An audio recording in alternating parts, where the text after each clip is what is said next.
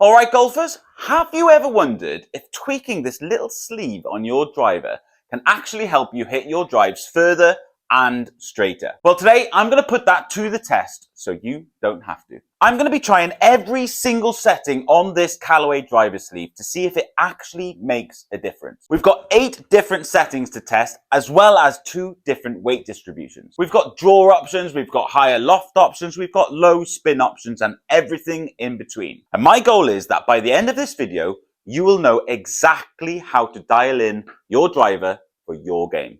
Let's get into it.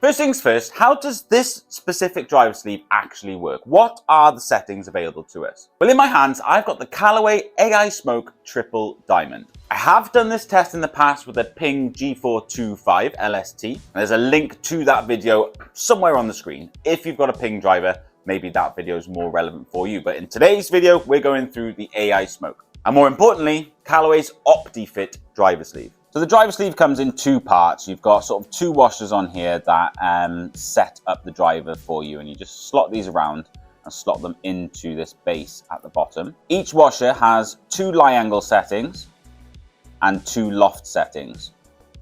So if you look at this bottom one here, we've got a draw bias lie angle, we've got a +1 degree in loft, we've got a neutral lie angle, and we've got a standard loft or static loft. For my particular driver, that standard loft is 9 degrees. So basically you play around with these until you get to the setting that you want.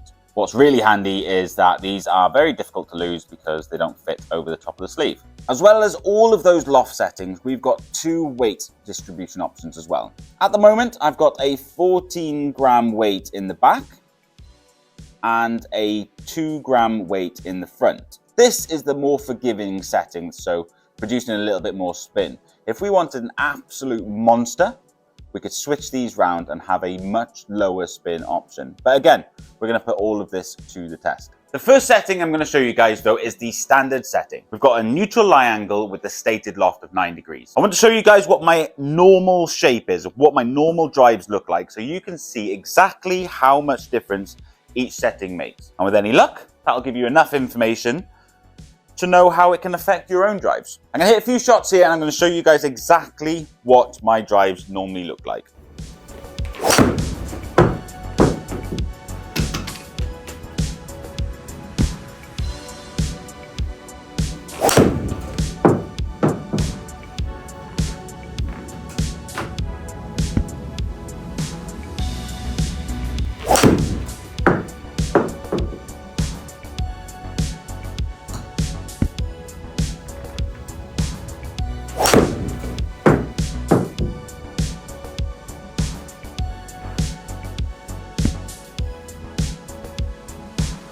So there you have it. That's what my natural shot shape is.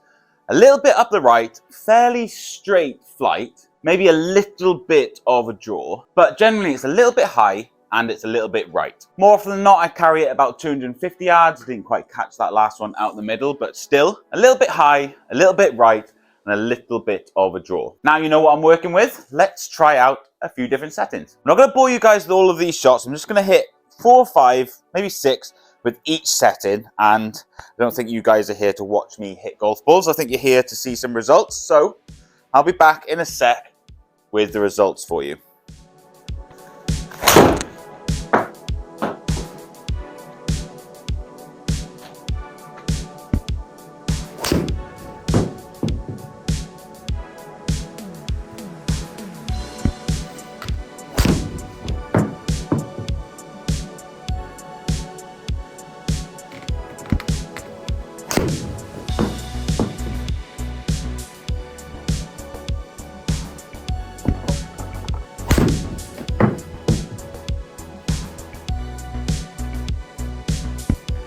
I am about to bombard you guys with a shed load of data. But don't worry, even though there's going to be a lot of numbers on the screen in a second, I'm going to explain absolutely everything for you. Here are all of the results for you. Feel free to pause this video and have a look over these results and mull them over in your own time. But like I said, I'm going to try and summarize all of this data for you. On the left-hand side, you'll see each setting. I've written these down as the loft setting and then the lie angle setting. N being that it's set to neutral lie angle, and then the D set to a draw bias lie angle. At the very bottom, you'll see the two settings that I tried with the low spin weight distributions. Anyway, the first thing I want to show you guys is how efficient the draw bias settings were. With each and every loft option, the shot shape actually changed when you set it to the draw bias. Obviously, you would expect this to happen, but to be honest with you, it doesn't actually happen with every single driver out there. With some manufacturers, it's actually a bit of a gimmick. Most manufacturers try to change the shot shape to a draw bias using weight distribution. For example, the Ping G425 LST uses the weight at the back of the driver head to change the shot shape. Whereas with the Callaway driver, the draw bias is changed with lie angle, which is a much more efficient way of actually changing shot shape. This setting isn't going to stop your slice, but it will definitely reduce your slice. For example, when the driver for me was set to 11 degrees, I went from fading it a couple of yards to nearly hooking the golf ball. That's how much difference this draw bias can actually change your shot shape. If you do actually have a slice and you've got a Callaway driver, I do actually think that there's a setting in here that can really help you reduce that slice. Increasing the loft actually closes the club face, and then when you add a draw bias on top of that, no wonder you're able to change the shot shape so much. Let's move on to have a look at some other numbers. As expected, the launch angles were affected. The higher the loft setting, the higher the launch angle. And as a rule with that as well, the spin would increase with the increase in loft. I'm going to say that the ball speeds weren't really affected by the driver settings. I think I was basically not striking the ball as well with some settings as it was others. I'm only human after all. The most important numbers for me were actually the carry numbers and the forgiveness numbers. To explain what this number is on the right-hand side, percentage error index, the lower this number is, the more forgiving something is. And as you'd expect, the low spin settings for this driver were the worst performing when it comes to forgiveness. Yes, the distance can be good. The 8-degree draw bias setting actually carried the furthest out of all of the settings, but the forgiveness was dreadful. By having the heavier weight closer to the face of the driver, it reduces MOI. And when MOI goes down,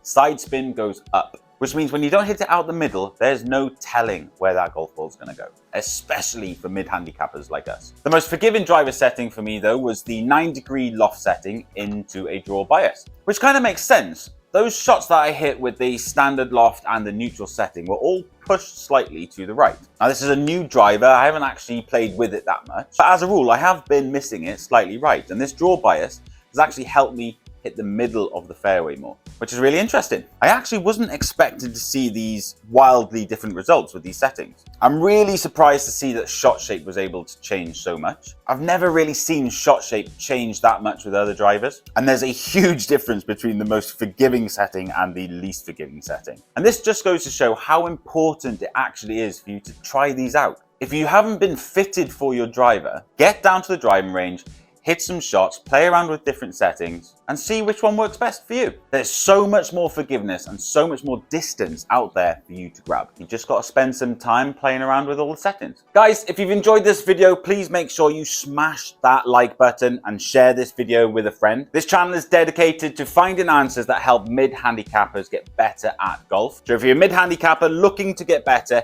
hit that subscribe button as well and you won't miss out on any future videos. If you made it this far into this video, you might as well hit that subscribe button as well. Thanks for taking the time to watch the video, and I will see you next week for another one.